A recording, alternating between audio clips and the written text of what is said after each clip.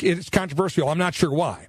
But it is 7 days before an election or 14 days before election or whenever, leading up to election, to have a faith leader inform citizens on responsibilities that they have. And we're pleased to be joined by Bishop David Kagan, Bishop of the Diocese of Bismarck, and someone who is also lending his leadership to the Diocese of Fargo while we await the Holy See appointing a bishop here. Bishop Kagan, nice to have you. How are you today, sir? Very fine. Thank you, Scott, for having me. Glad to have you on the program. You know, this is completely unrelated, but I was noticing the other day, one of my favorite prayer cards is the prayer card of the Lady of Good Remedy. I love that story. Oh, yeah. The slaves that were bought by good freedom folks to free these folks how many thousand years ago. Anyway, on the bottom of this little prayer card, I noticed a stamp 2007 and it had your name on it from your time in the diocese in Illinois. So I thought, how about that? That's right, the Diocese of Rockford. I was Vicar General there, until I was appointed Bishop of Bismarck last October. And the Vicar General is permitted to give the nihil obstat to these prayers, meaning that there is nothing which would be an obstacle to the publishing of the prayer and the Catholic faithful praying that prayer. Very interesting. That's good. I'll start looking for that just to make sure I have an authentic, correct prayer card in the future. But I didn't know that was part of the sign-off process. That's fascinating. Let's talk a little bit about your letter to the Catholic faithful and to Catholic citizens. Let's just start with the reason behind the letter. Why did you write it? Well, as we know, bishops, that's one of their main responsibilities and privileges as bishops to teach and instruct and remind the Catholic faithful of precisely what we believe as Catholics and to encourage them to fully inform themselves and fully form and correctly form their consciences as Catholics so that when they are faced with any types of decisions, voting in an election is just one of those decisions. It's a moral obligation as well as a civic duty that we are properly formed and informed by our own faith and what our church teaches us, so that when we make these decisions or cast our votes, whatever you would like to do, you do so as a Catholic who knows what his or her church teaches, and that coincides with what we believe. So it's not uncommon for bishops to do this, and I think everyone realizes that these elections, they don't happen every year. These are important events in the life of every citizen of the United States, and Catholic citizens have an equal responsibility as citizens to vote as informed Catholic citizens. And as the Church always teaches us in these matters, we have a moral obligation and a political responsibility by how we engage in our democratic processes, all to the end that what we do, whether it's casting a vote or something else, but what we do, as far as the Church teaches us, is always to support, to defend, and to promote the common good of all persons involved. That's just fundamental Catholic social teaching. And this is something that I think too many people, whether they be Catholic or not, it's always been a kind of a cause for wonderment for me why so few people vote. So it's something that I think is important, and I'm pretty certain people in North Dakota think it's important. We have a break coming up in about 90 seconds, but I want to get one quick question before the break. Ultimately, you as bishop are concerned about the faithful in the church, their souls, ultimately, right? This is about making sure that they don't do anything that could harm their souls. Am I right? That's exactly right, Scott, because, and I would urge Catholics and anyone else, get a copy of the Catechism of the Catholic Church and read this section. It's only about 25 or 26 paragraphs in the Catechism. It's called The Moral Conscience, and it goes from paragraph 1776 and ends with paragraph 1802. But everything I've said in my letter is based on what the Church authentically and authoritatively teaches as it's contained in the Catechism here. And that's one of the very important points the Church makes. This not only has a definite effect, our voting and our involvement in civil discourse and civil proceedings on the immediate and the citizenry, but as a moral obligation, it does have an effect on our eternal salvation. That's you can't get any more important than that. Eternal salvation in our souls. More on this with Bishop David Kagan after the break. He'll be here till the top of the hour. Stay tuned, friends. Don't go away. And we continue our conversation with the Most Reverend Bishop David Kagan, who is the Bishop of Bismarck Diocese and the administrator of the Diocese of Fargo, as Fargo awaits a new bishop, since Bishop Aquila was assigned to the Diocese of Denver. We're talking a little bit about a letter that was read from Bishop Aquila to Catholic faithful about Catholic citizenship at weekend masses all across North Dakota. I had a lot of calls anticipating this interview and a lot of support for Bishop Kagan in writing this particular letter. So before the break, we were just talking about, eternal salvation. I guess the reason I asked that question is because this isn't just sort of like, you're writing a letter expressing typical concern of a bishop for his flock. This is the serious business of what happens when it comes to Judgment Day and ultimately the salvation of our souls. It's important, is what I'm getting at. Correct? Well, that's right, Scott. But as every act that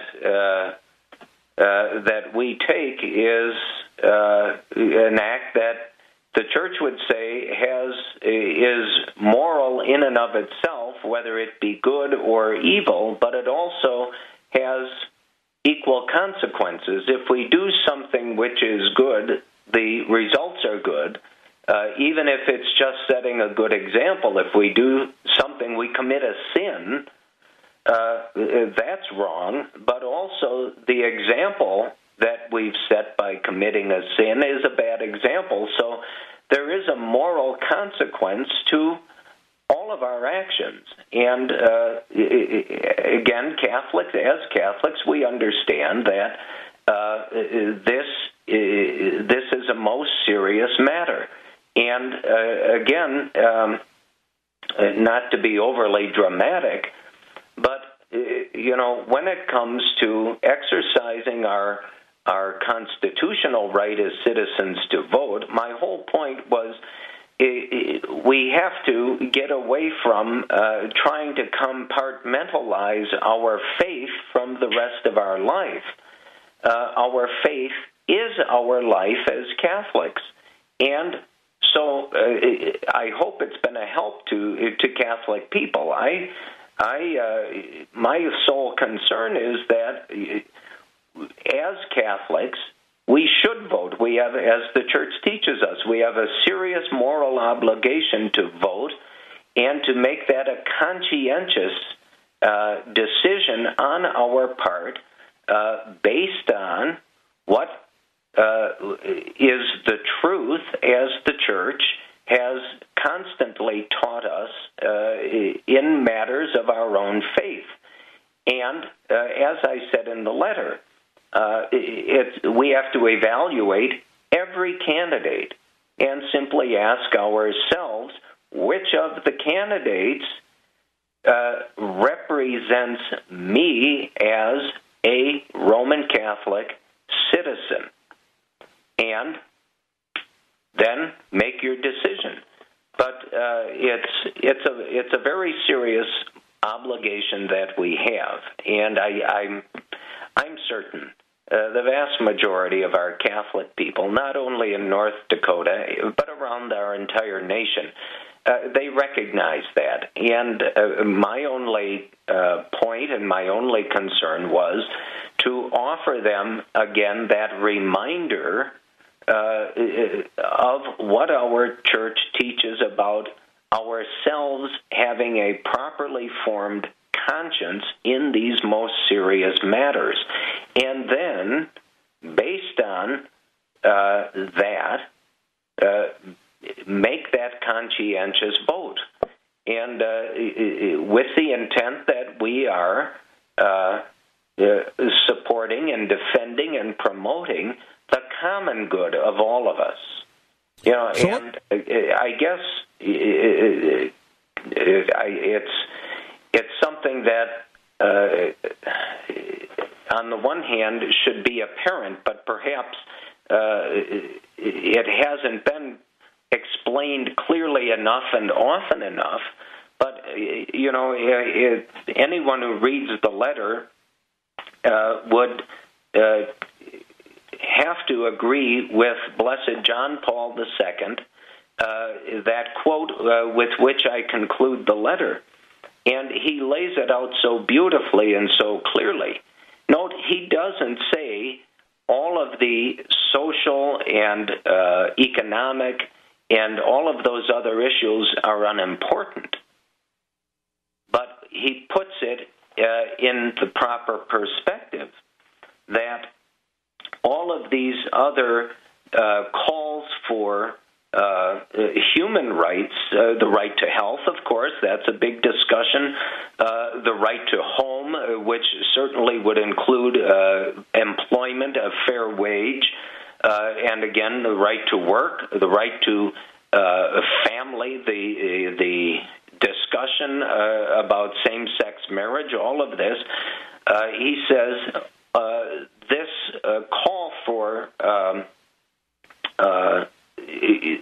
an acknowledgement and a promotion of these rights, he says, is false and illusory if the right to life, the most basic and fundamental right and the condition for all other personal rights, is not defended with maximum determination. I can't say that any better. We have a saint telling us this, a saint of our own times. And, you know, some of the, believe me, the vast majority of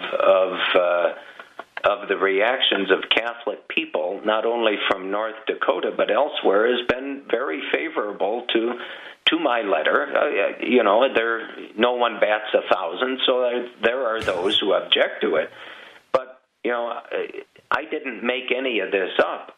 This is Catholic teaching, which has been a constant. And again, I would urge any Catholic priest, religious sister, Catholic man, Catholic woman, Catholic young person, go to the Catechism. Both Blessed John Paul II and Pope Benedict XVI have urged us to use this because they say it is the sure and reliable source and resource for our faith and understanding our faith. I did a good deal of research and praying before I wrote the letter, and I have a confession to make. The letter that was read was the fifth rewriting of the letter. It's something that I took a good deal of time to compose as well as to pray about. And, you know, the one thing I've kept most of Pope Benedict XVI's different talks that he's given, for instance, at his Wednesday audiences and other places.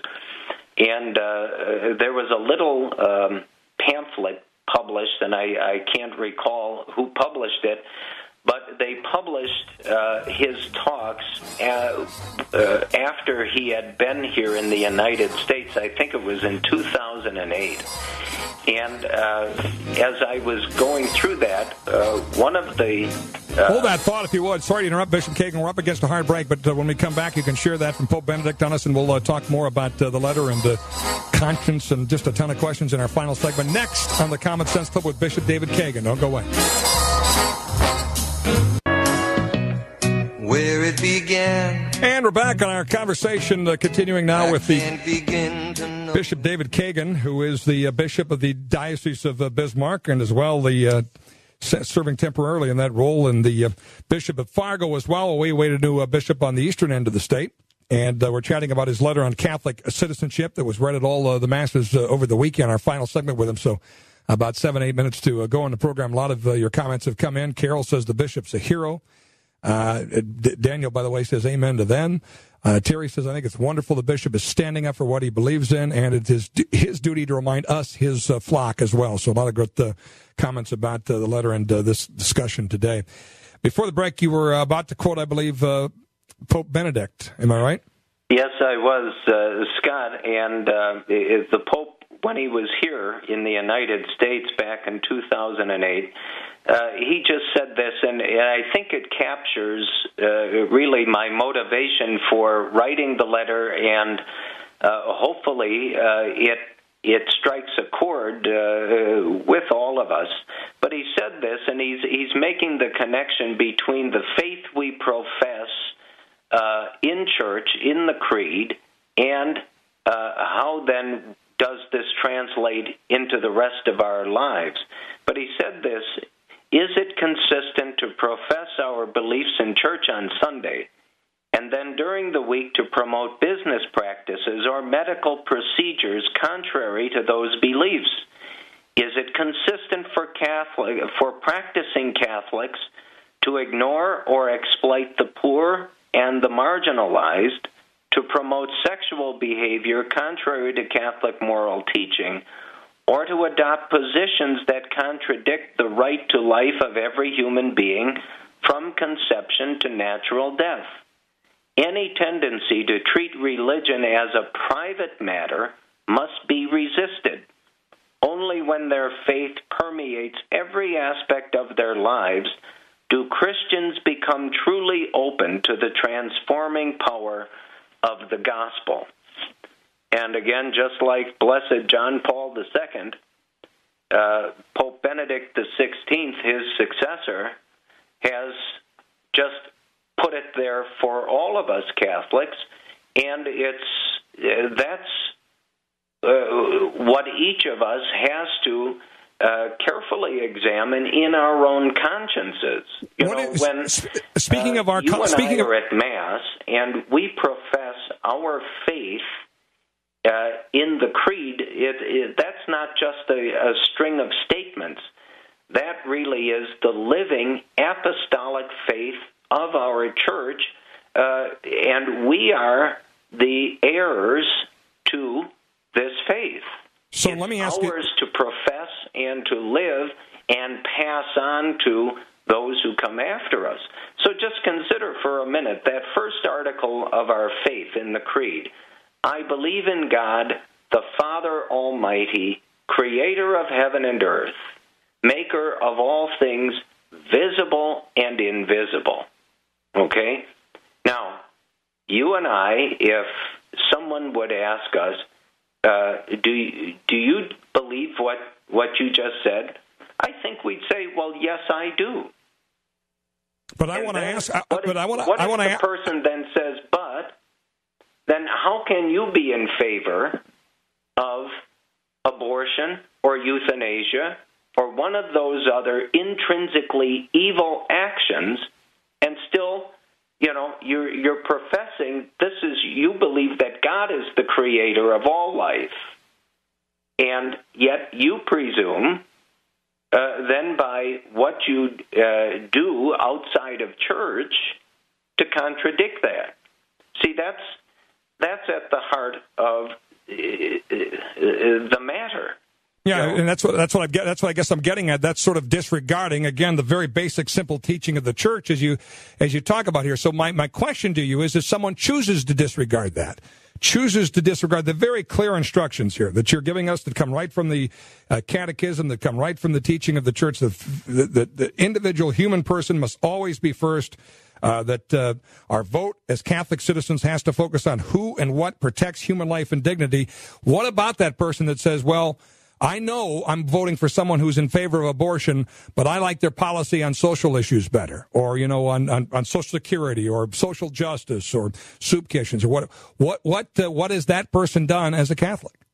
Well, that person has really reversed what a properly formed Catholic conscience would always do. That person, listening to the voice of a properly formed Catholic conscience, would recognize this truth, that, as Blessed John Paul II said, those other things are not unimportant. They're very important. But unless we defend with maximum determination that, as he says, the most basic and fundamental right, which is the right to life, all of those other things are diminished. No matter how good they are in and of themselves, if we're not defending the right to life of every single person, and meaning that person's God-given human dignity, then, as the Blessed John Paul II said, all these other things are illusory. They're false, because they're not springing from or coming from this recognition of what is the basis for the common good. We wonder why there is a disregard so often for the poor, for the marginalized, for the immigrant. Well, that's because it's been made perfectly clear to most people in the United States for I don't know how many decades now that the person isn't of the first and prime importance, and the respect for the dignity of that person as a person has been cheapened and diminished. And so therefore, if that's the view of the person, why should somebody be so concerned about seeing that they have a good job, or that they have housing, or that they have clothing, and all of those other necessities? See, it all comes back to that what a Blessed John Paul II is teaching us.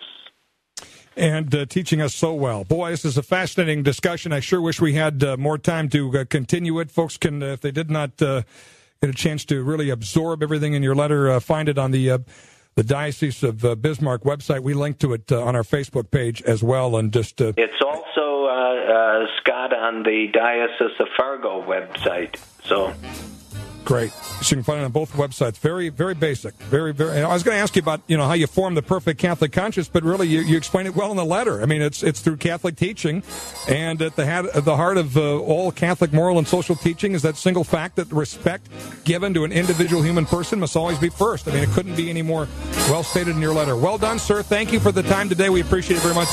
Bishop David Kagan, our guest. God bless you, folks. See you tomorrow on the Common Sense Club.